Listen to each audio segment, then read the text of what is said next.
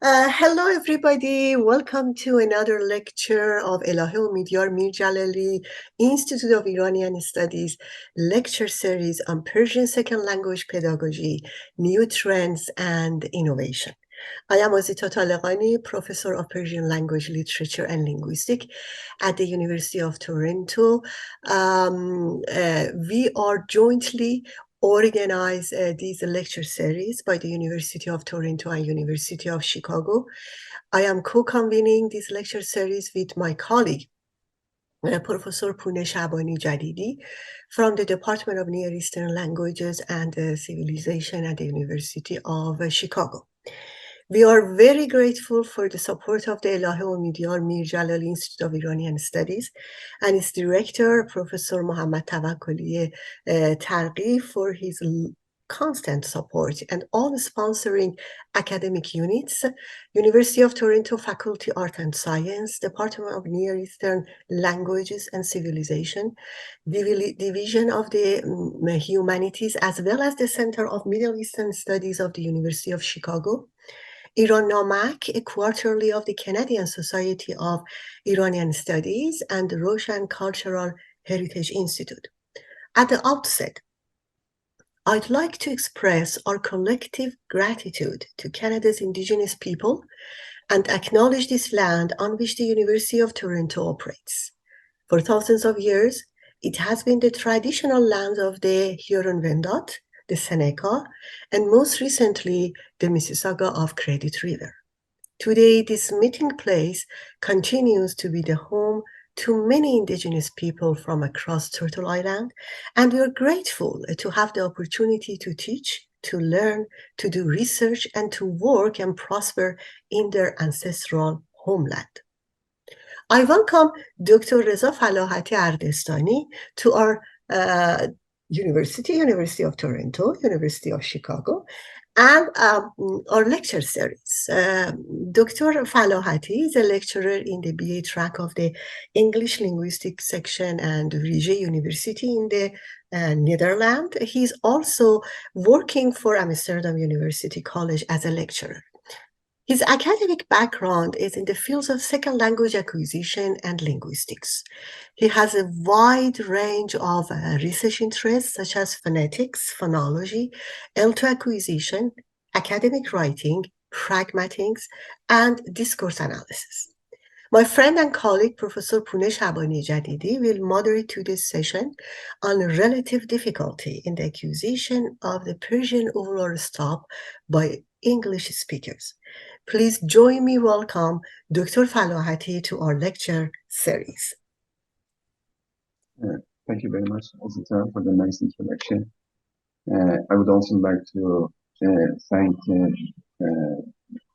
everything that you and Tuna have done so far for organizing all this lecture series. I know that bringing people together, specifically over the weekend for online talks, is not an easy task, but I truly appreciate and thank you for the hard work that you're doing and for the push as well, for the encouragement and everything.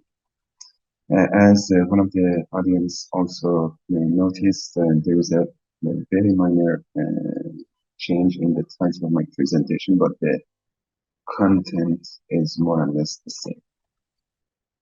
So the title, Relative Difficulty in the Acquisition of the Persian Uvular Stop and Fricative by English speakers. So basically, when we are looking at the sound inventories, I mean the consonant inventories and the vowel inventories of the both languages, we notice some basic rules or patterns which basically get repeated. The thing that basically we as phonologists and phoneticians we have basically observed across both languages is the implicational relations. So this means that the inventories of the both languages is organized in an ordered manner. So in other words, languages that basically have very rich and complex inventories of consonants and vowels Usually these languages coming with this rich and complex system of sound, they have the basically the sound system of the languages which are basically less complex and less rich. So this basically is referred to as implicational relation. So one example that I can basically something that I can basically present to you just to clarify what I said is, let's say here, if we have a language that has voiced plosives like be, ge, and ge, by default, we can consider that this language should also have te, te, ke, which are the voiceless counterparts of the sound that I just mentioned. So this is basically implicational relations. And once we have a language with, let's say, some fricative sounds like fe, ve, se, ze, so the implication is that this language should also possess plosives or stops. When I use plosives, I'm basically using plosive and stops interchangeably. So this implicational relation could go on and on. In other words, the languages with, again, I'm repeating what I said at the beginning, the languages with rich inventory, they also include the segments of the languages with basically less rich inventory or less complex system. This is something that is good for us to remember, because when it comes to the actual presentation of the goal of the study, then basically that could make sense at that time. Okay. And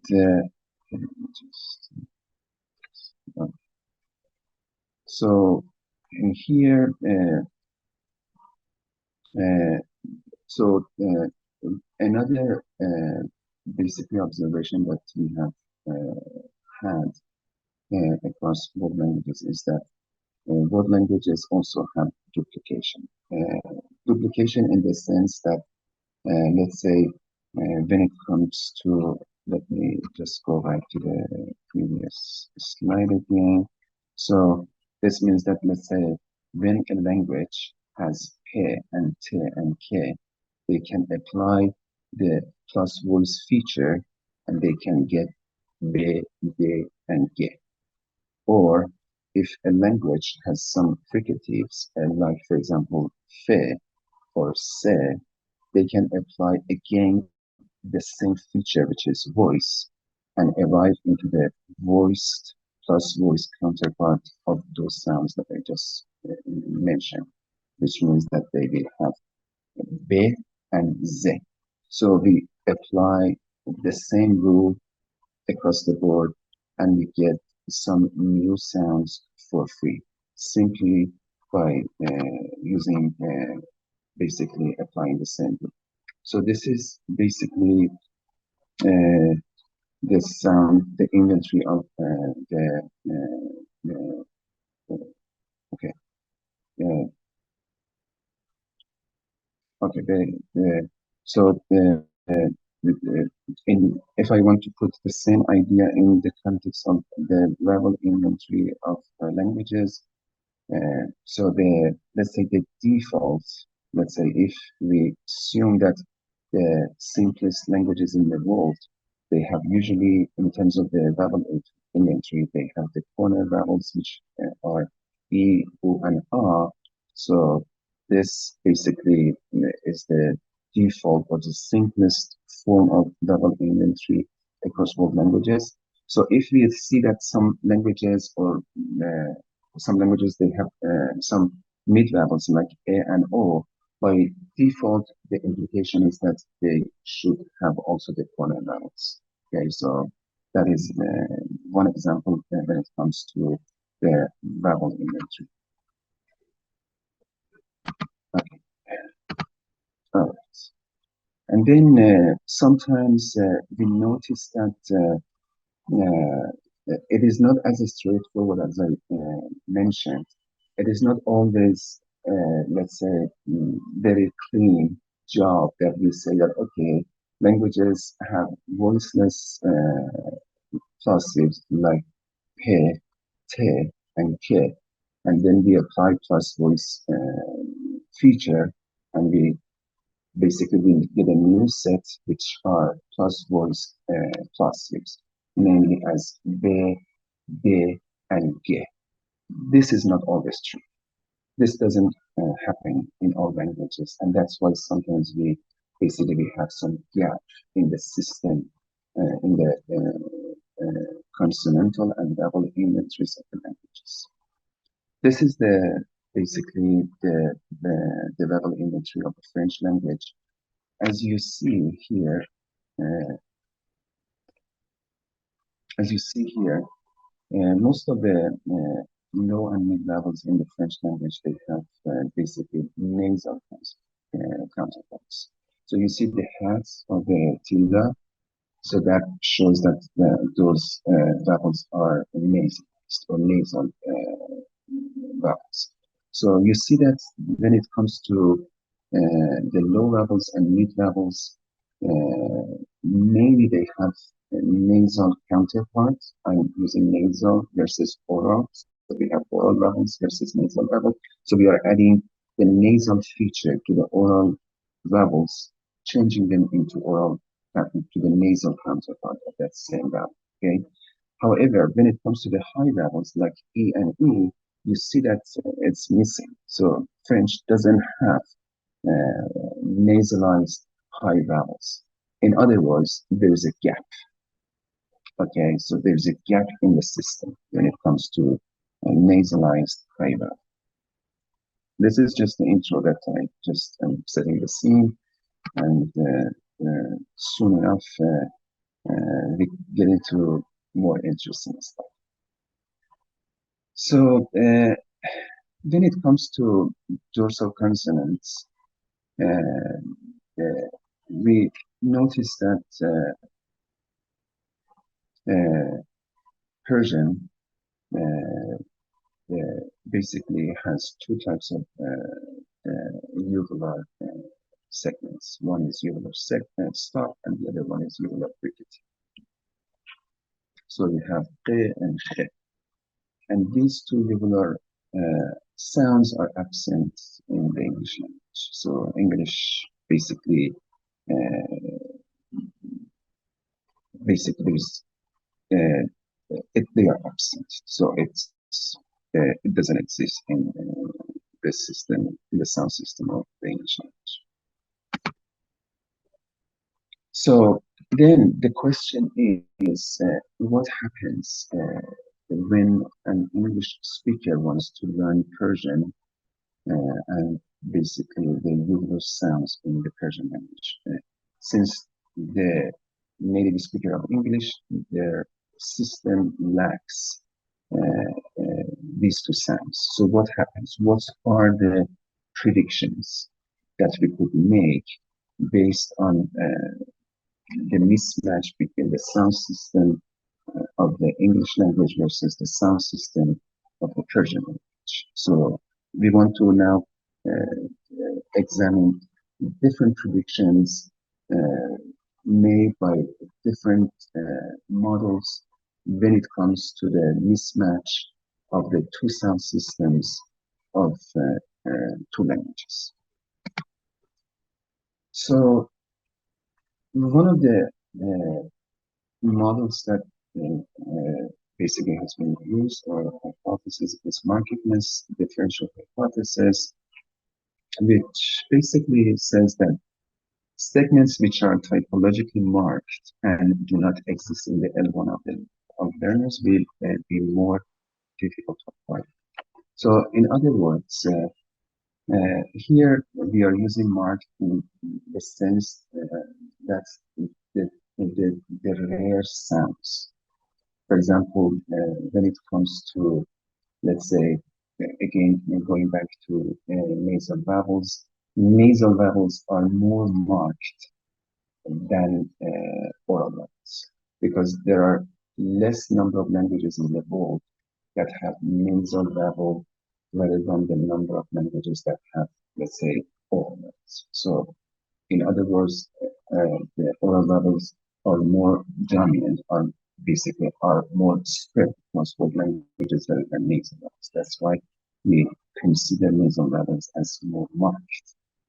And I believe that uvular sounds also should be more marked compared to some other sounds, like, let's say, if I use dorsal, because uvular also falls within the region of dorsal sounds. So dorsal sounds, basically, in which we have uvular sounds, they are more marked than coronal sounds, like for example, and also dorsal sounds could be more or less marked than labial sounds, but definitely dorsal sounds are more marked than coronal sounds. This is something that we need to take into account, and this model predicts that let's say some sounds which are, let's say, marked, like khe and khe in Persian, they should be very difficult for language learners, specifically those who come with a background with, that they don't have these sounds. However, uh, this model does not make any prediction regarding the relative difficulty due to features such as place of articulation, manner of articulation, voicing, and duration. So this model specifically looks at the typology of the both languages, and they simply say that the more rare a language is across both languages, the more difficult it is to be learned by language learners. Okay, so this is the take-home message of, let's say, this slide. Okay.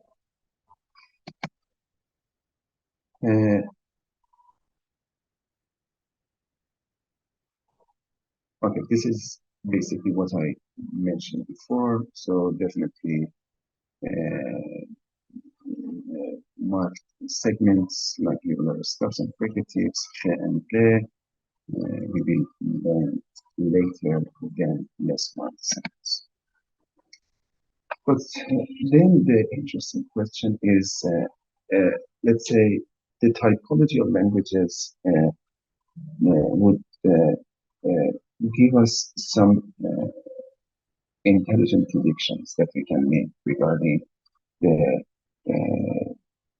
difficulty level of, or the difficulty of learning some new sounds in the target language.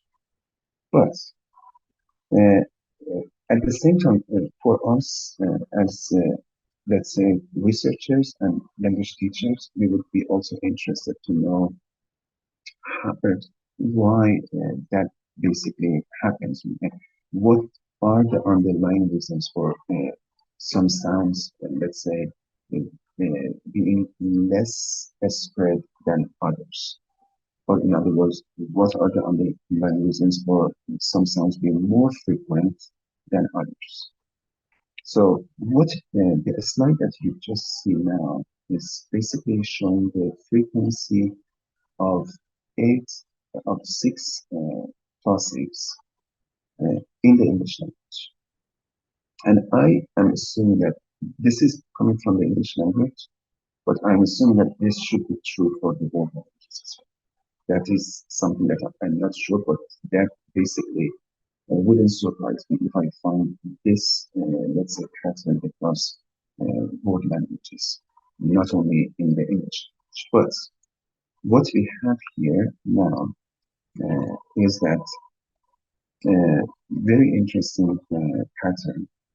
If you look at the voiceless plosives, which are he and te,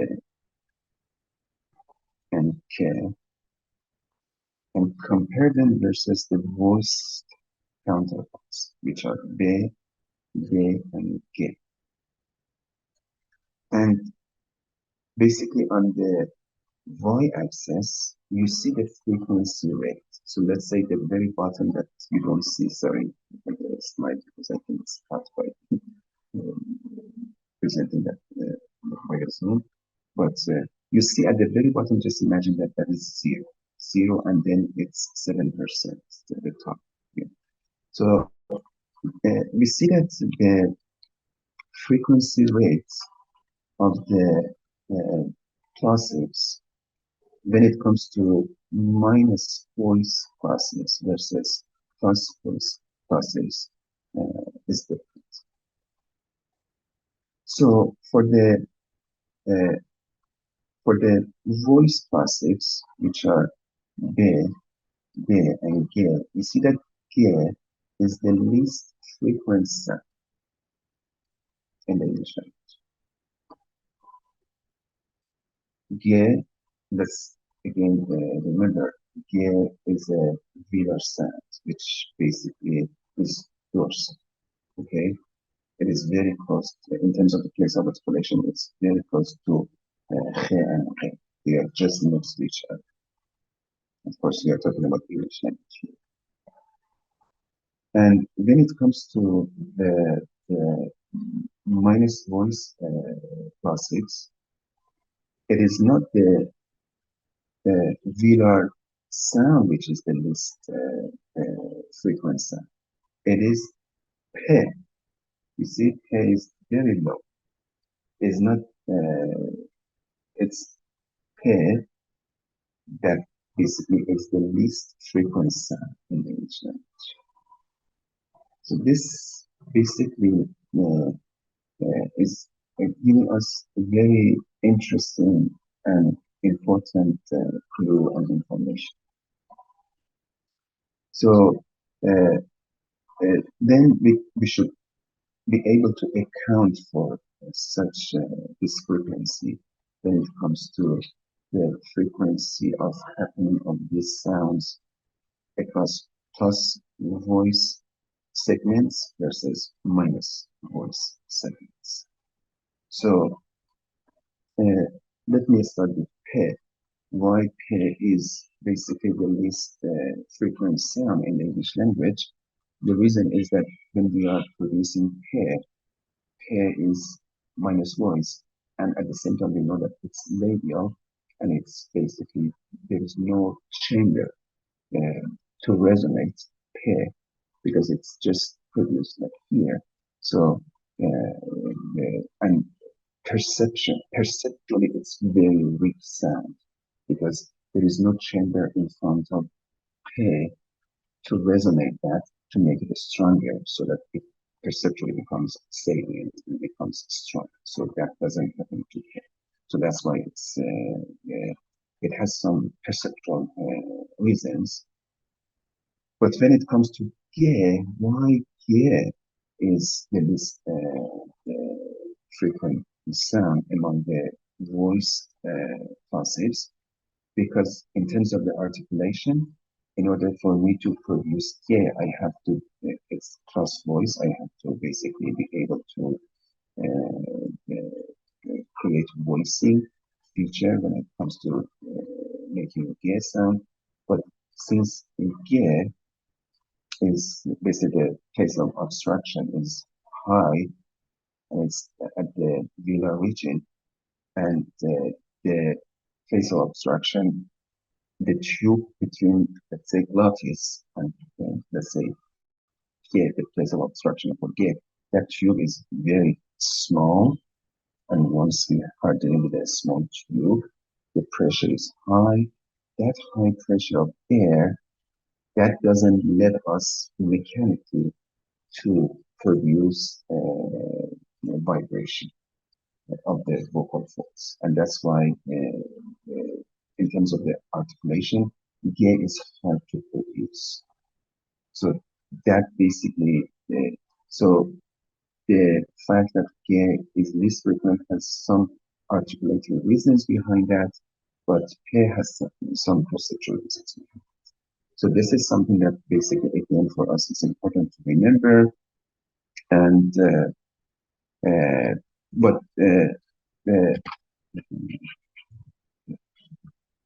but we see that the marginless model does not make specific prediction about this one. It doesn't say whether the let's say this markedness is due to articulative reasons or perceptual reasons. But by referring to the English data, we know that the fact that some sounds are marked, part of them, some of them is due to perceptual reasons like A, some of them would be due to articulative reasons like G. This is very important information. In addition to the markedness model, there is another model, Flaggy. Now, when I talk about this model, I remember the course that I had with Pune, we had with Ian Mackay, and he was always talking about Flaggy and the speech acquisition model. So so the speech learning model by Flaggy is another model that basically I'm trying to test how basically my data could account or could basically address some of the predictions made by this model. So according to Flaggy's model, new sounds are acquired if they are perceived accurately. So as we see, the perception plays a very important role when it comes to sounds. From my L1 sounds, then this is easier for me as the L2 learner, as an L2 learner, to learn this sound rather than this the time that I have. There are two sounds in L1 and L2 which are very close in terms of acoustic and perception. That should be a big challenge to the learner rather than the time that the two sounds are basically acoustically very distinct from each other. So based on Flaggy's model, the closest sound to the Persian voicelular stop could be voiced. Of course, this is not based on that model, but this is what we observe. Okay, so we are talking about, we want to see how basically uvular stop and fricative in Persian here and there are acquired by the English speakers. So when it comes to uvular stop, so we see that uvular stop in the English language we have velar stop, which is here. They are very close in terms of the place of articulation. Okay, so one of them is velar, the other one is uvular. But when it comes to khe, which is uvular fricative in Persian language, we don't have, let's say, velar fricative in English. So you see that basically the uvular stop in the Persian language has an adjacent sound, close sound to it in the English language, but this is not true for uvular fricative. Okay, this is again another thing that we need to notice. And then, so based on SLM, the Persian uvular fricative should be easier to learn for English speakers than the Persian uvular stop, because as we discussed, there is no sound adjacent to uvular fricative in the Persian uvular fricative in the English language. So there's more area that need to fit, so that should be more salient than uvular stop in Persian versus velar stop in English, because they are sort of close to each other. But in addition to these two, at least frameworks that we just discussed, there are other perceptual models of L2 speech that they mainly, these models, they say that the manner of articulation is more salient than the place of articulation. This means that when we are looking at the, let's say, the IPA chart, you know that sounds are classified based on their manner of course, this is just two sets of features, manner of articulation or place of articulation. So based on some other perceptual models of L2, they see that the manner of articulation is more salient than place of articulation. This means that the segment produced with a degree of friction is more salient than its plosive counterpart. So of course, when it comes to the other models that I just discussed, we cannot easily make predictions based on the existing data that we have from the Persian and English, but this is basically something that we can at least observe, that degree of friction is more salient than its plosive counterpart. There is articulation. There is basically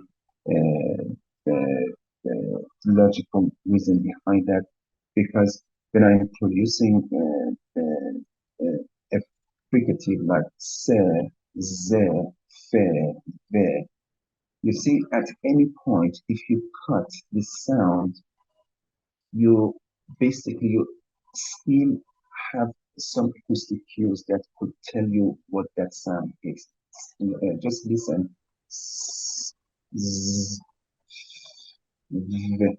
So you see that if we cut each of them, still we get some acoustic cues relevant to that fricative sound. But this is not true for plosives, because plosives have three stages of production which are distinct from each other. If I want to say te, so first I abstract, I make an abstraction, then I will then I press it, keep it, and then I release it. So there are three stages. So it depends at which stage we are.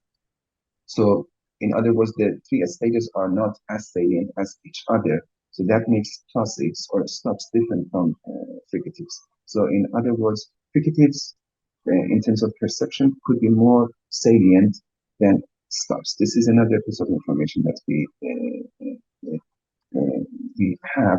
But from the articulative perspective, fricatives are harder to produce compared to plosives. So that was what I just said was from perceptual perspectives. But from articulative perspectives, we have just the reverse prediction, meaning that fricatives are basically harder to produce, because in order to produce fricatives, I have to maintain a very narrow passage in my cavity, and I should keep it in order to have sustainable friction, like this is not true for pen or for plosives, because plosives are very easy to produce. You just make an occlusion, you keep it, and you release it, like pen, bit. So you see that production and perception, they are giving us different prediction. And that is another basically piece of information that we need to keep in mind.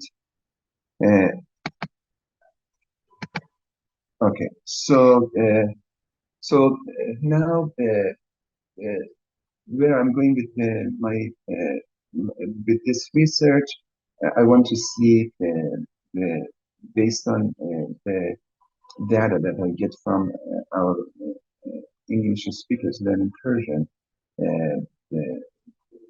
which of these models get more support, and that could at least give us some predictions about whether articulatory factors or perceptual factors are more at work. But at the same time, I would like to have access to information regarding whether uvular plosives versus uvular fricatives, which of them is more marked across both languages. This is something that is also important for my project. I need to have access to this information, and then having that information and knowing what our L2 speakers are doing when they are learning these two sounds, which are somehow marked in the both languages, then I can make good predictions about one of these models.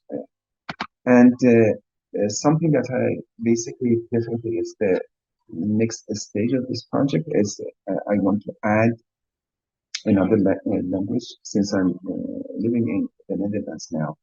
And interestingly, in the Dutch language, we have ge sound. So now, if you look at this table, you see that, for example, Persian has both ge and ge, English has none of them, but Dutch has ge sound. So this means that Dutch has ge sound. So they have, let's say, the native speakers of Dutch, they have this place of articulation, which is uvular. But at the same time, when it comes to the manner of articulation, they only have the fricative uvular in their inventory. They don't have stop, which is a different manner of articulation. So that makes this project more interesting, and that's the future direction that I'm going to take. Thank you very much for your patience. I know that at some point probably I went more than needed, but I welcome any feedback, anything that could help me. Thank you so much, Reza Jan. It was a wonderful presentation, very informative, concise, but very informative. Thank you. Sure. So as usual, I'm going to go through the summary of Reza's talk so that you can remember your questions, and then I will open the floor to the questions. So the title was Relative Difficulty of the Acquisition of Persian Uvular Stop, Ghe, and Uvular Fricative, that is Ghe. Reza started by giving us 3 rules. One is that phoneme inventories in word languages is organized in an ordered manner. Rule 2, languages with rich and complex inventories contain the inventories of less rich and less complex languages. Rule 3, word languages also should have duplicates, but this is not always true.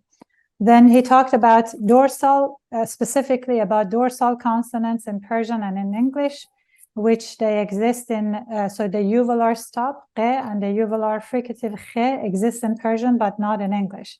So he wants to know what predictions can be made with this mismatch of the 2 languages. And he argued that markedness, he talked about some theories, like one of them was markedness differential hypothesis, that holds that L2 sounds that are absent in L1 are more marked, thus more difficult to acquire. So there will be the hypothesis that so languages with more markedness must be harder to acquire. He also talked about another theory called speech learning model, according to which new sounds are acquired if they are perceived accurately. L2 sounds that are perceptually more distinct from L1 should be easier to acquire than the similar acoustic ones. Based on this, he argued that L2 learners in Persian must find ghe easier to learn than ghe because they already have the ge that is similar to ghe.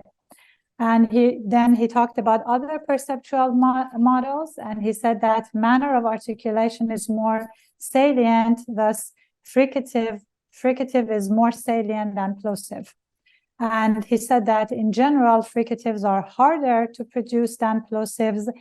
And then he ended his discussion by saying that he wants to compare, he wants to bring in data from Dutch because Dutch has khe, not khe, and he wants to compare this, whether this existence of khe will make it, will make any difference between the between Persian learners with L1 as Dutch or L1 as English.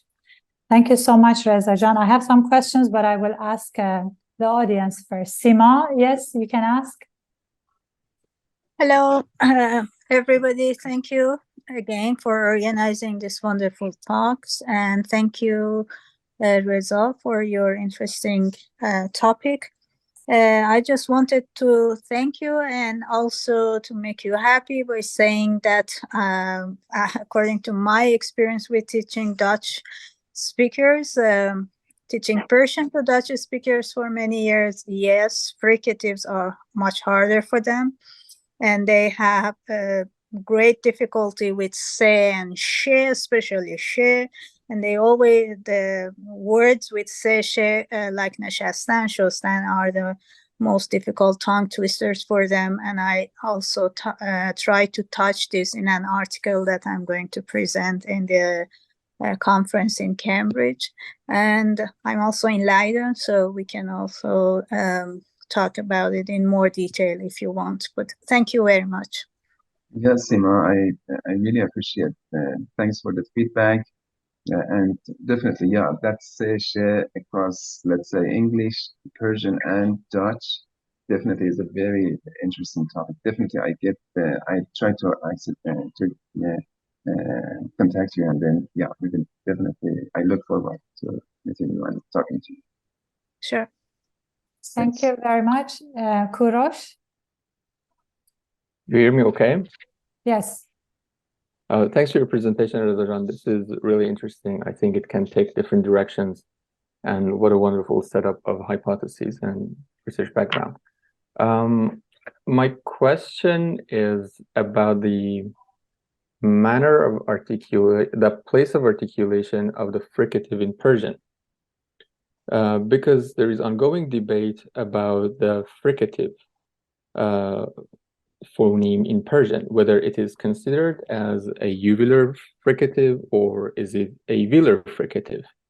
So by velar, we mean that's the one that's a little bit fronter, or being uvular, a little bit more posterior.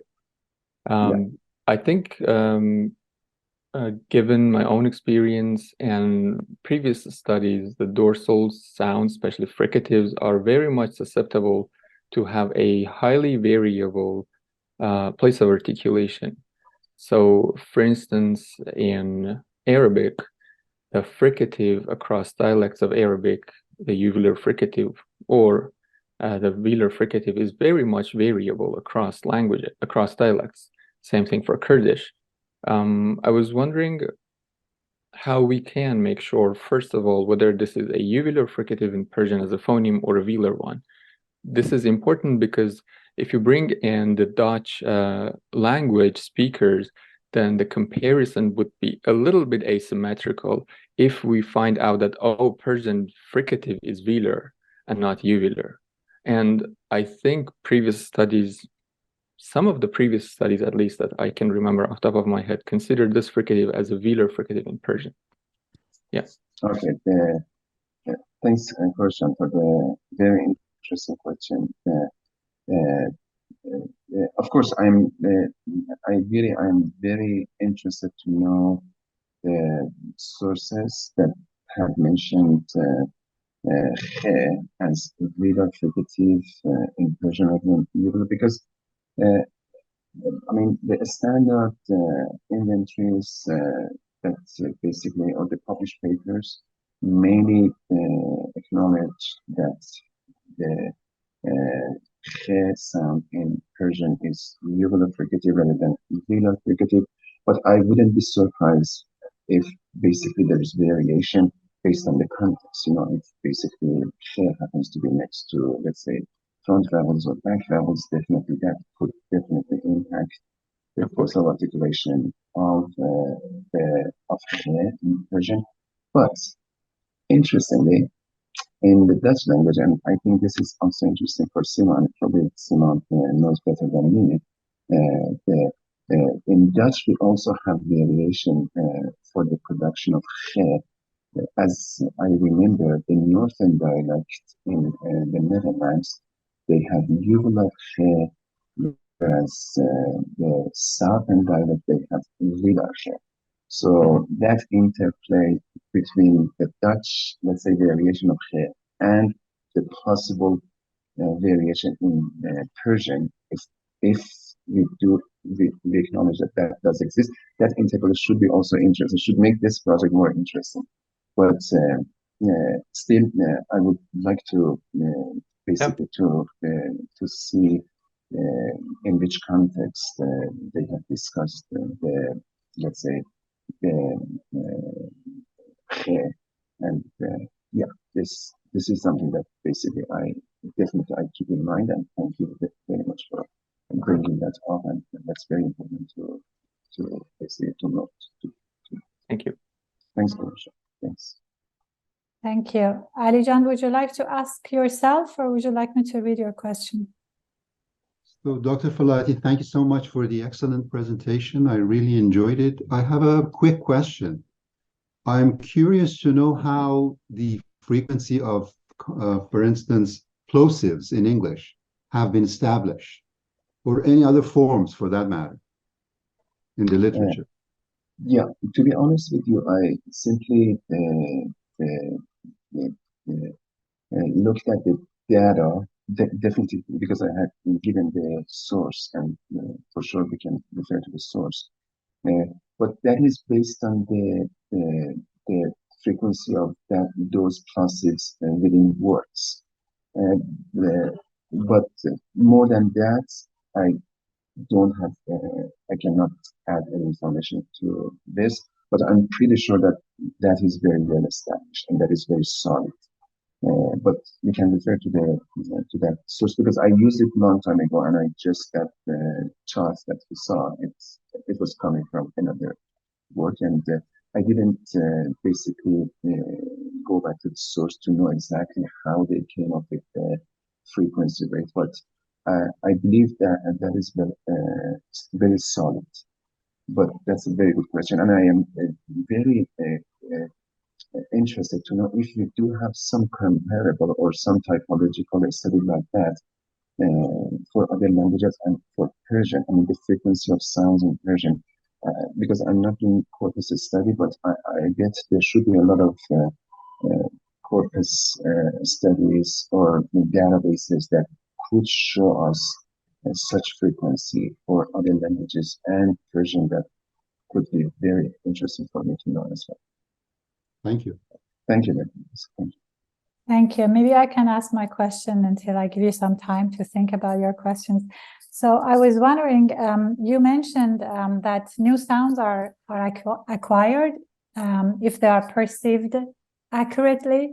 And I was wondering if you could briefly talk about this perceiving accurately, because, for instance, in the sound inventory of me as a Persian speaker, I don't have the different qs that French do.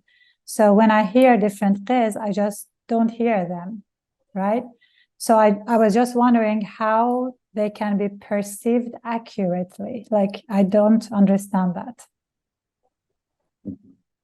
Yeah, that's a very valid question. Basically, it's just like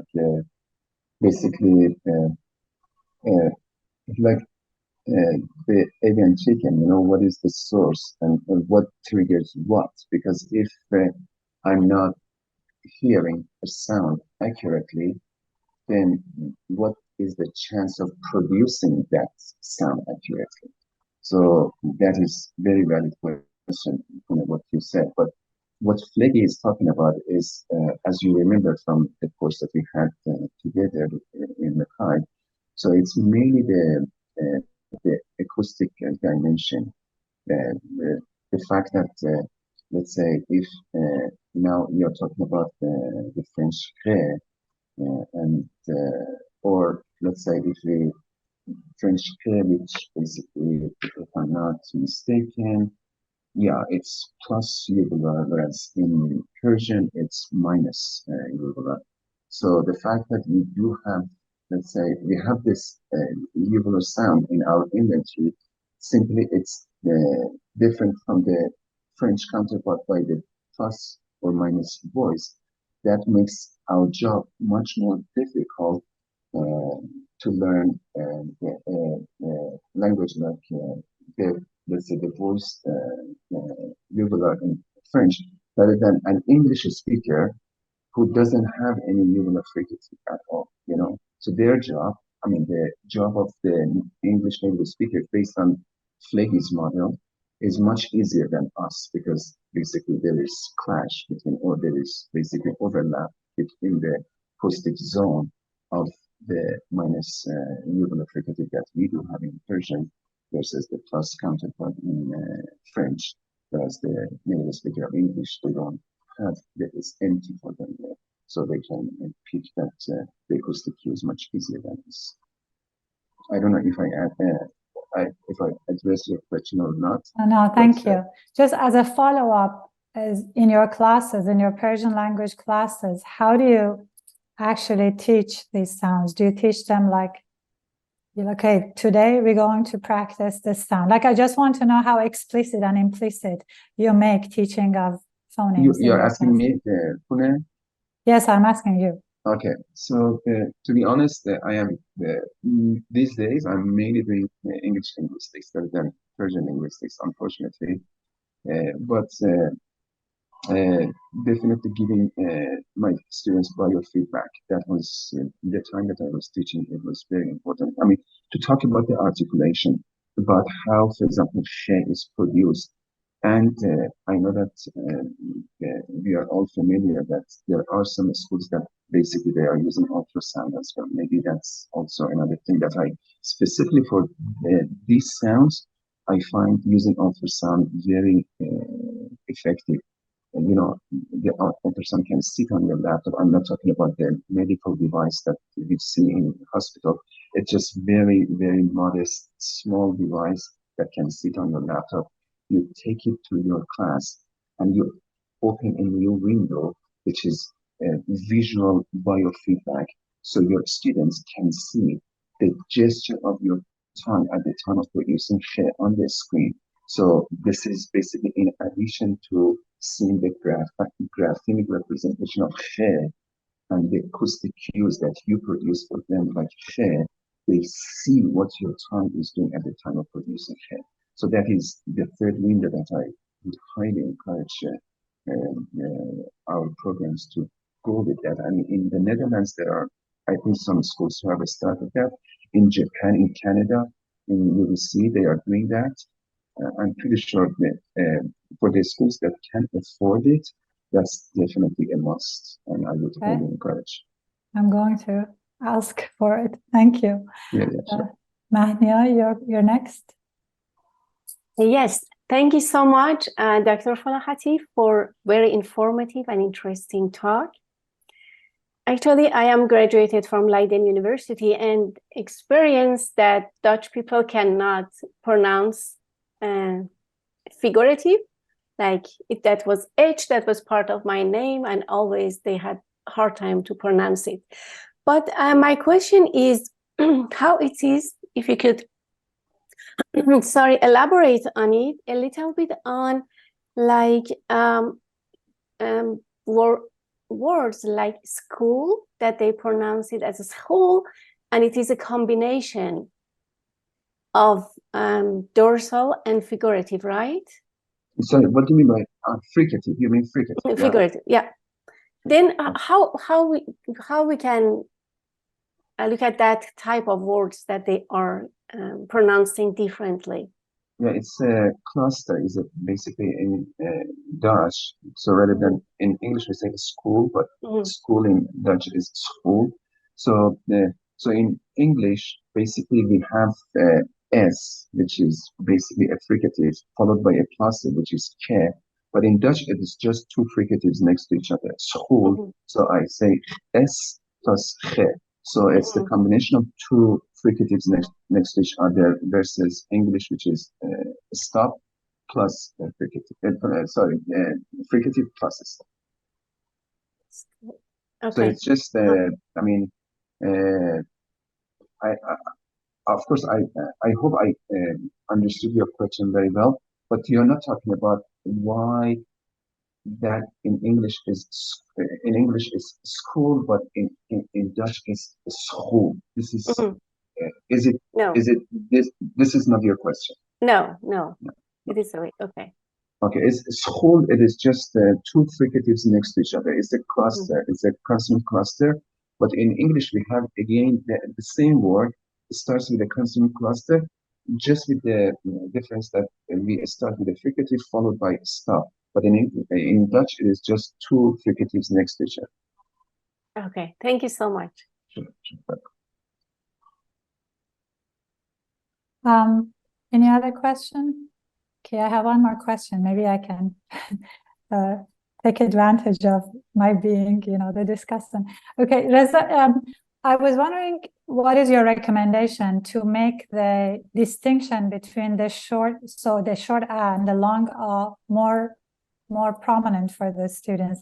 I mean, no matter how much we teach them the difference between A and A, still that seems to be, the factor that makes their accent non-native.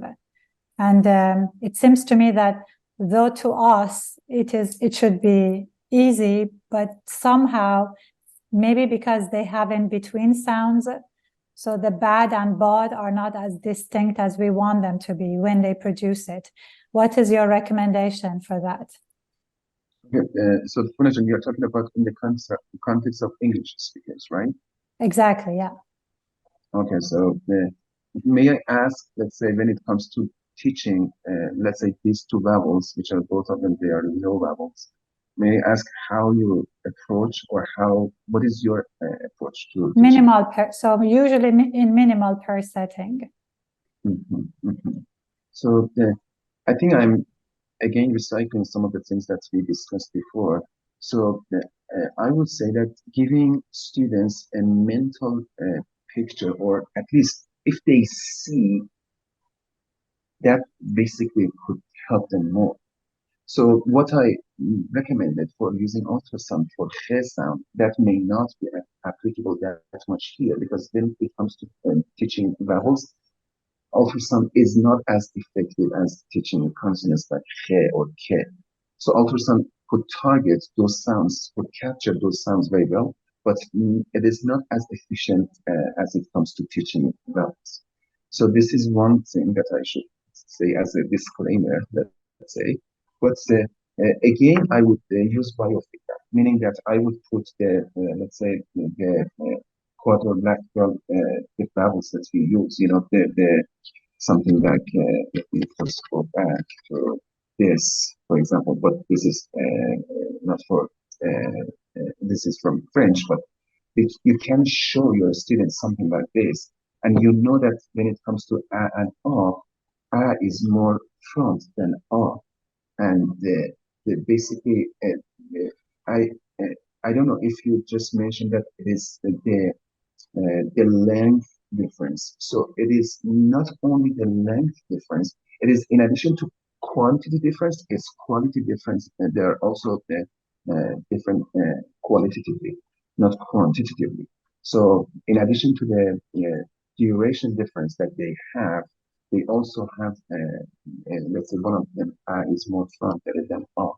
So this is also something that basically we can discuss to our students. But since the English verbal imagery is so rich, they have, depending on which part of the states you are, that they have 14, 15 vowels in that, in this, let's say, in their inventory, whereas for us as Persian speakers, we have only 6. So I'm not surprised that there would be a lot of overlap, and then basically some of the vowels of English, they get very close to their Persian ones, and they at some point they make claps, and they may not see the distinction between them. So I would probably I would do mainly the biofeedback. I just show them this basically chart or this inventory for the Persian one, and tell them how they are different, maybe emphasizing the duration, and Uh, uh, uh, something that this just happened to me right now. Please, I don't want to be quoted on this, but I am just wondering if, let's say, the minimal pairs that we use, let's say if you play with the following consonant, let's say you just mentioned that you work with bad and bad, so the following consonant is, let's say, formal, okay? Let's say that we find some other minimal pairs that also they end in labials. Let's say the final consonant would be P and B, and also dorsals, like for example, K and G. And then, in addition to all these pairs, you can also play with the consonant, change that to fricatives, like H, or Se, or Z, or Fe, or V. Uh, as far as I remember, in English, basically the quality of the vowel there would be one of the functions or one of the variables that would change the quality of the vowel is the following consonant. So if we take it into account and try to find the minimal pair where the distinction between A and A would be really exaggerated or would be very salient across those two consonants that we use, I would stick to those pairs because that is more salient to our students. But I don't have any acoustic or any experimental findings or results to show to you or to tell you. But I just recycled some of my information from the English language, but I think that should be true in Persian as well. Thank you so much. We have Tanir, who will ask the next question. Hello. So my question has to do with Middle Persian vowels, and I was wondering if the back open vowel existed in Middle Persian and it was inherited into New Persian, or what accounted for the change? Because from what I've read, there was only the central open vowels in Middle Persian for that sound. Uh-huh. There is a very interesting, basically, thesis at the University of Toronto. Dr. Rohani, I don't remember her first, maybe Pune knows the study. Elham Rohani Rahbar, I guess. I would refer you to this, Tamir. I would refer you to this study because I don't want to say something that basically I have read some, I have done a little bit of work on that. I know that basically we had quantity distinction in, let's say, in Middle Persian, we had long U, long E, and the mid vowels were different. The distinction which still does exist in Dari, which is a sister language to Farsi. Now you see that I am not using Persian anymore. I'm using Farsi, and I basically I have a specific reason to do that.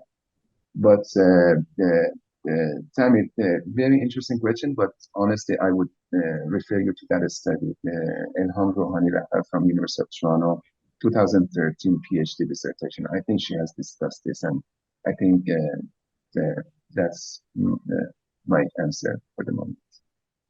Okay, thank you. Thank you so much. Sure. Yeah, you're welcome. Thank you. Anybody else has any questions?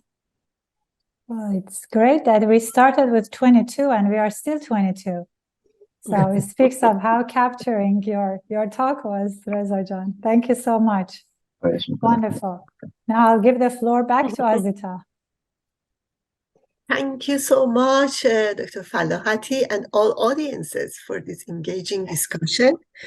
and we learned a lot. We enjoyed it, and hopefully we will see you next month. But before we are leaving, I just wanted to tell you that the director of Elahé Omidyar Institute of Iranian Studies, Professor Tawakkoli, are here.